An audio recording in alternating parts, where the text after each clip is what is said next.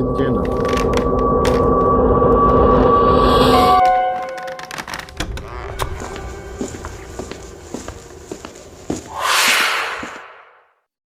Sampah Cerita Malam Jumat. Selalu dukung channel kami untuk berkarya dengan cara like, subscribe, dan nyalakan tombol notifikasinya. Terima kasih. Halo guys, kembali lagi dengan gue Revana di Sempat Cerita Malam Jumat.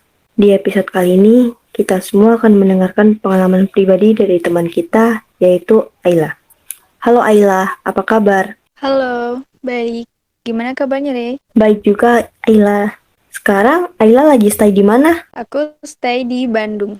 Kalau boleh tahu, Ayla masih sekolah ya? Aku baru aja lulus kemarin. Ngomong-ngomong, Ayla mau cerita apa di episode kali ini?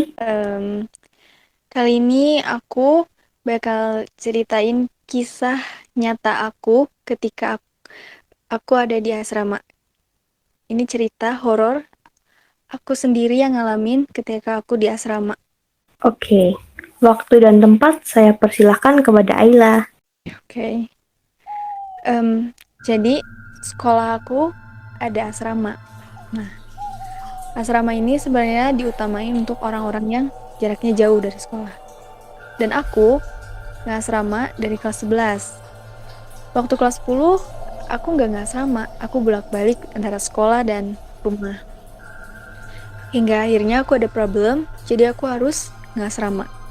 Jadi aku ngasrama pas kelas 11. Awalnya aku nggak betah sama sekali untuk tinggal di situ.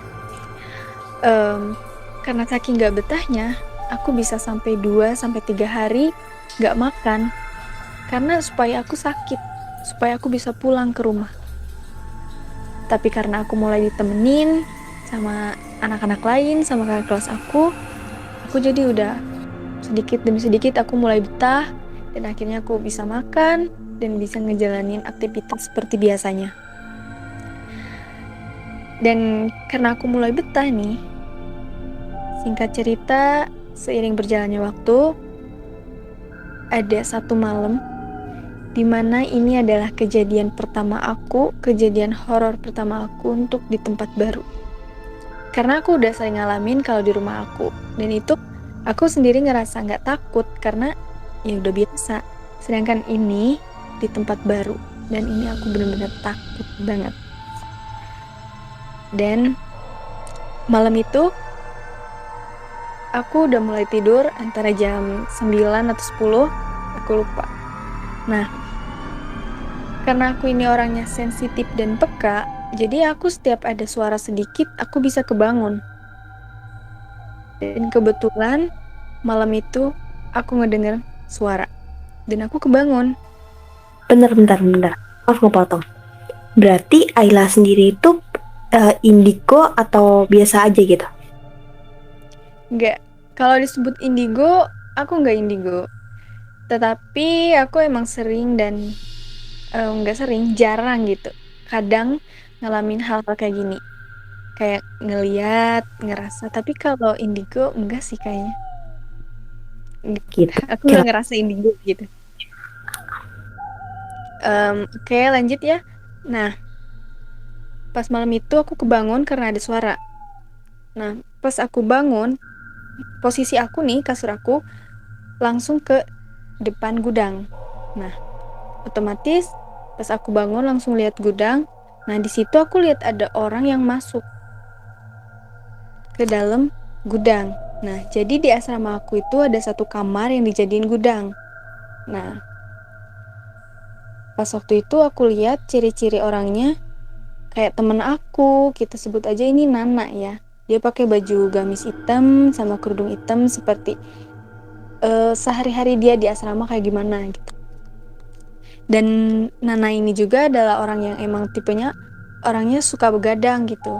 Terlebih lagi waktu itu dia lagi ada deket gitu sama cowok gitu, jadi lebih sering begadangnya. Nah, aku kira itu Nana. Oh, mungkin Nana lagi mau kolan gitu sama gebetannya. Tapi pas aku mau lanjut tidur, aku langsung overthinking. Ngapain Nana masuk ke gudang? Biasanya juga kan nggak ke gudang gitu. Nah, karena aku curiga itu bukan orang, aku inisiatif buat ngitung satu-satu anak asrama. Karena asrama aku itu isinya ada 10. Nah, kan luas gitu. Nah, isinya satu ruang asrama itu ada 10 orang. Aku hitung dari ujung, dari 1, 2, dan kebetulan Nana ini adalah kasur ketiga. Dan aku sendiri adalah kasur yang paling ujung. Kasur ke-10. Aku hitung 1, 2, 3, dan Nana ada di kasurnya. Nana lagi tidur. Tapi mungkin itu cuma selimut doang kali. Nah, batin aku bilang gitu. Tapi karena aku memastikan, aku hitung lagi dan aku lihat lagi dengan secara seksama. 1, 2, dan ketiga, Nana ada di kasurnya. Nana tidur di kasurnya. Dan dari situ aku sadar kalau sosok yang masuk ke gudang itu bukan manusia. Di situ aku shock, takut, gemeter, dan nge-freeze untuk beberapa detik. Sampai akhirnya aku kembali tidur. Aku tutupin tubuh aku pakai selimut waktu itu. Dan aku gak berani buka sama sekali karena aku parno, takut tiba-tiba sosok itu ada deket aku. Sorry gue potong. Kalau lu sendiri itu ngelihat sosoknya seperti apa gitu? Apakah wujudnya perempuan, laki-laki, terus hitam, gede tinggi atau gimana tuh? Secara detailnya. So, secara detailnya itu emang kayak temen aku aja gimana. Kayak perempuan, tingginya 155. Normal gitu, kayak perempuan ya pakai kerudung, pakai gamis hitam gitu. Dan aku nggak lihat mukanya, nggak lihat karena itu aku lihat kayak posisinya punggung. Nah, dia jalan gitu masuk ke gudang. Pagi aku nggak ngomong sama sekali, aku diem 1000 bahasa. Ada orang nanya dan ngajak ngobrol pun aku diem karena aku masih takut, aku masih gemeter waktu itu. Nah, sampai kakak kelas aku khawatir dan dia nanya ke aku, "Lah, kamu kenapa? Kenapa kamu tiba-tiba diem?" Aku nggak jawab. Aku diem, aku gak berani cerita. Berarti ketakutan di waktu semalam gitu ya? Iya, aku masih takut, aku masih kayak disebut trauma gitu sama kejadian itu. Karena aku kalau cerita pun aku takut orang lain juga ikut takut gitu. Takutnya orang lain juga ikutan gak betah di asrama gitu. Nah, tapi karena kakak kelas aku yang ini itu khawatir, dia ngedesek aku, dia nanya lagi, "Cerita aja lah, kamu kenapa?" Nah, sampai akhirnya aku berani cerita ke kakak kelas aku yang ini. Dan aku ceritain dari awal sampai akhir. Nah, dan ya kakak kelas aku juga ikutan takut waktu itu. Tapi di sini cuman aku sama dia doang yang tahu ceritanya. Karena kita berdua udah janji buat nggak ceritain ini ke siapa-siapa. Pernah ada kejadian sama nggak kayak gitu di asrama yang saat itu lu tempatin? Sebelumnya mungkin ada pernah kisah dari asramanya mungkin angker, atau mungkin pernah ada yang kesurupan gitu. Pernah nggak lu denger-denger selentingan-selentingan kayak gitu sebelumnya? Ini nih, bener. Pernah. Jadi asrama 1 ini dulunya ditempatin sama siswa-siswa cowok. Nah, siswa-siswa cowok ini yang kan biasanya kalau kayak waktu sholat itu mereka cowok-cowok itu kan wajib ke masjid. Nah, ada satu siswa, dia bandel, dia nggak ke masjid. Nah, dan ceritanya tetap di gudang yang sama. Waktu itu si cowok yang nakal ini, kan dia diem di asrama sendirian. Nah, dia iseng masuk ke gudang.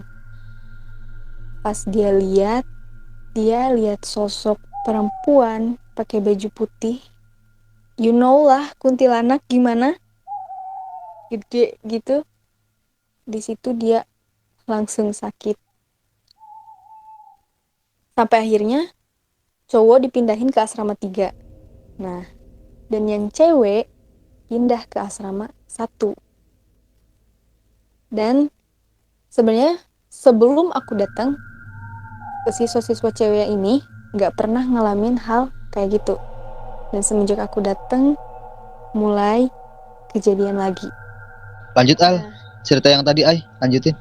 setelah itu, seiring berjalannya waktu, nah di asrama ini ada kejadian apa sih? Ngedesek maghrib, mati lampu. Pas banget mati lampu waktu itu. Nah, otomatis karena takut, loh kan cewek-cewek suka takut gitu. Nah, mereka bikin lingkaran buat ngumpul bareng-bareng gitu, buat ngobrol-ngobrol. Nah, sampai tiba waktu maghrib. Nah, yang lain ini sholat.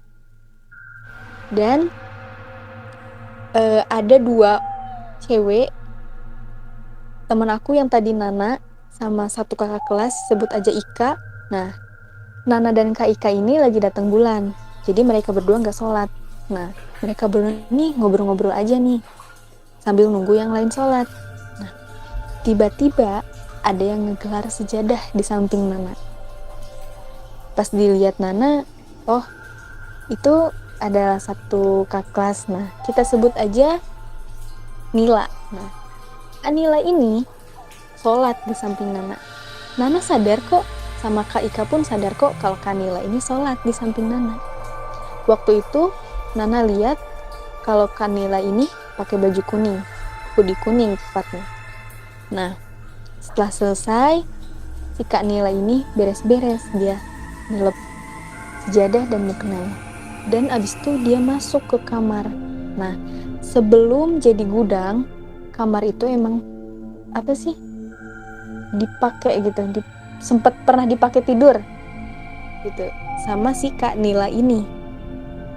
Nah, Kak Nila masuk kamar itu. Nah, sampai akhirnya tiba waktu makan. Nah, yang lain kan siap-siap nih mau makan. Kak Nila keluar dari kamar pakai baju gamis warna coklat, seolah-olah dia baru bangun tidur. Oh, udah azan ya? Kata Kak Nila nanya ke Nana waktu itu. Iya, kata Nana. Kan tadi kakak sholat. Di situ Kak Nila bingung. Sholat? Kan kakak lagi haid. Di situ Nana sok berat. Hah? Tadi kan Kak Nila sholat samping aku, kata Nana. Terus Nana nanya ke Kak Ika. Betul kan Kak? Tadi Kak Nila sholat di samping aku. Karena Kak Ika emang bener sadar dan nyadar juga kalau tadi itu ada sosok Nila yang sholat. Nah, Kak Ika juga iyain pernyataan Nana. Padahal Kak Nila sendiri itu lagi gak sholat waktu itu. Dan dia tidur di kamar, gak sholat. Yang jadi pertanyaan, terus siapa yang sholat pakai hoodie kuning itu? Nah, di situ Nana lari. Sampai ngebikin anak asrama yang lain panik. Kenapa lari gitu? Yang lain pada ikut lari semua. Nah, sampai akhirnya, nah di situ belum ada lilin sama sekali. Nah, di situ mereka anak asrama yang lain juga ikut lari. Nah, sampai akhirnya Nana ceritain itu ke anak-anak yang lain. Otomatis anak-anak lain jadi ikut takut dong. Nah, mereka ngeberaniin diri buat minta lilin ke pembimbing. Dan mereka juga memberaniin diri buat masuk ke asrama gitu. Pakai pencahayaannya cuma pakai lilin waktu itu. Nah, kok kamu bisa ngira yang sholat itu aku sih? Nah, Nana bilang, aku juga lupa kalau Kanila tuh lagi nggak sholat gitu. Pokoknya mereka jadi tidurnya deket-deketan gitu, berdumpuk-dumpuk karena takut gitu, saking takutnya. Sampai berjalannya waktu, ada satu kakak kelas aku, dia lagi mandi. Nah, tapi kakak kelas aku ini emang tipikal orang yang kalau di kamar mandi tuh lama banget. Nah, dia mandi dari sebelum asar sampai mau maghrib masih belum keluar dari kamar mandi. Nah, kakak kelas aku ini kan lagi mandi nih. Nah, kita sebut aja Kak Ita. Nah, Kak Ita ini lagi mandi. Tiba-tiba ada yang ngegedor dari luar. Keras banget. Duk duk duk duk. Buru, buru. Nah, buru itu artinya cepet ya. Nah, itu bahasa Sunda, jadi cepet, cepet gitu. Terus, karena kakak kelas aku ini emang lumayan nyolot juga nih orangnya. Bentar dong. Nah, dia bilang gitu. Sampai akhirnya tuh ada yang gedor-gedor lagi dengan malah makin kenceng gitu gedor-gedornya. Nah, di situ kakak kelas aku tuh marah. Terus dia keluar nyamperin anak-anak yang lain. Dan kakak kelas aku yang Kak Ita ini ngedenger sosok itu kayak suara Nana. Nah, kakak kelas aku langsung nyolot. Maksud kamu apa sih, Nak? Ngegedor-gedor kamar mandi? Sedangkan di situ Nana nggak sama sekali nginjek kamar mandi. Di situ Nana lagi ngobrol aja sama yang lain. Terus Nana bilang, aku gak ke kamar mandi sama sekali, Kak. Nah, tapi tadi kamu gedor-gedor, gak sopan. Nah, dia bilang gitu. Sumpah, sama sekali enggak, Kak. Nah, di situ yang lain curiga. Pasti makhluk yang sama. Nah, sampai akhirnya kejadian yang Kak Ita alamin itu aku sendiri alamin. Di situ aku nyuci dari asar sampai mau maghrib. Di situ aku lagi nyuci baju nih. Nah,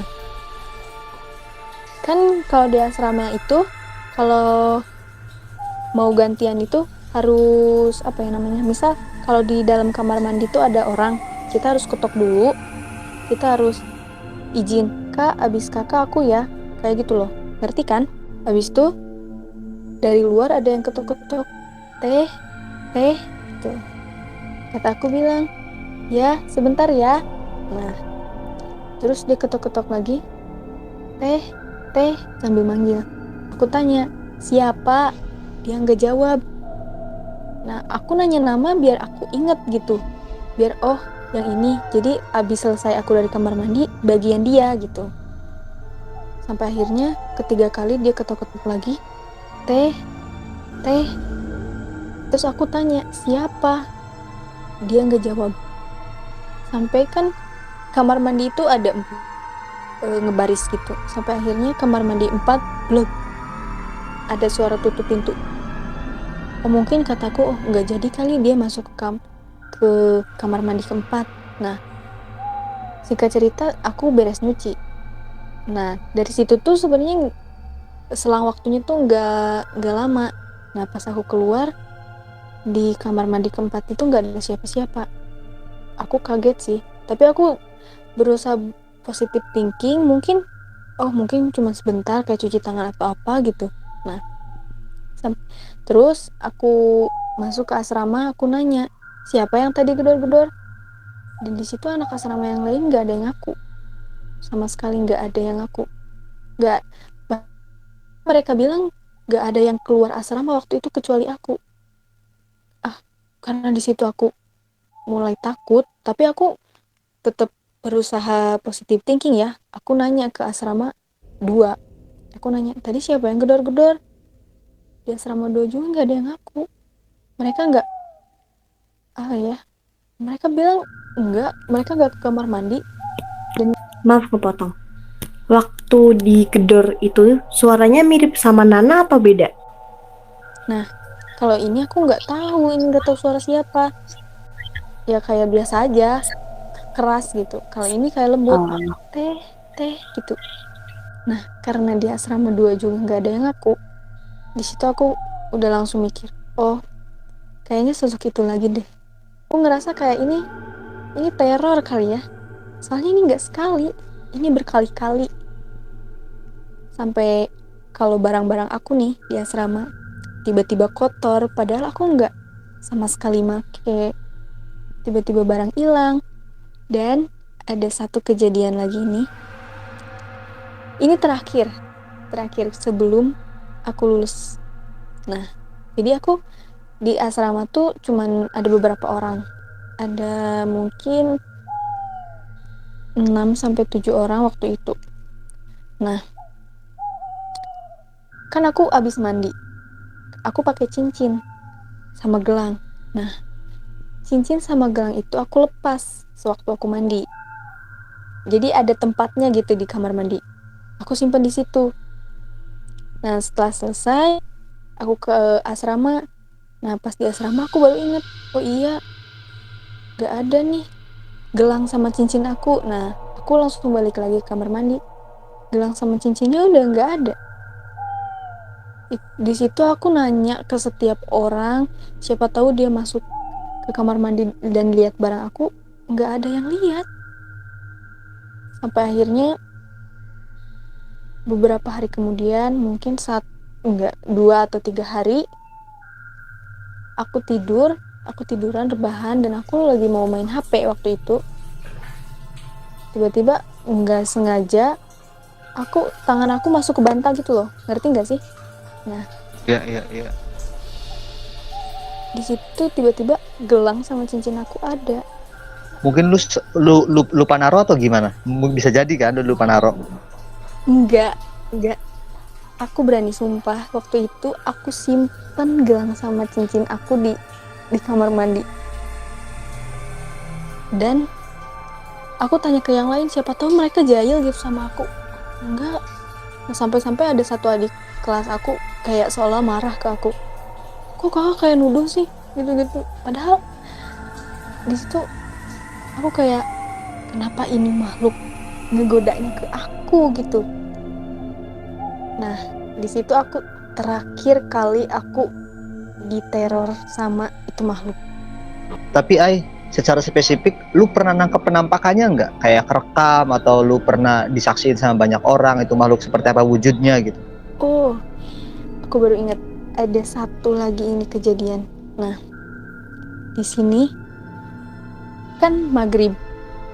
Nah, yang lain siap-siap mau sholat, sedangkan aku baru beres wudhu mau sholat. Nah, si Nana posisinya lagi nggak sholat. Nah, dia iseng nih foto-foto sama video-video gitu di deket locker, dan locker ini di samping gudang posisinya. Nah, pas aku masuk ke asrama, aku mau siap-siap sholat waktu itu. Tiba-tiba Nana manggil, "Lah, sini deh." Karena Nana mikir aku ini orangnya berani kalau berhubungan sama goib-goib, padahal enggak. Nah, dia ngeliatin satu video dia. Nah, tiba-tiba di belakang Nana jelas banget ada orang lewat. Ciri-cirinya cewek, bentuk kayak cewek manusia gitu. Rambutnya sebahu, pakai baju putih, dan jalannya nunduk, set gitu di belakang Nana. Nah, di situ aku sama Nana lihat-lihatan, kaget dong.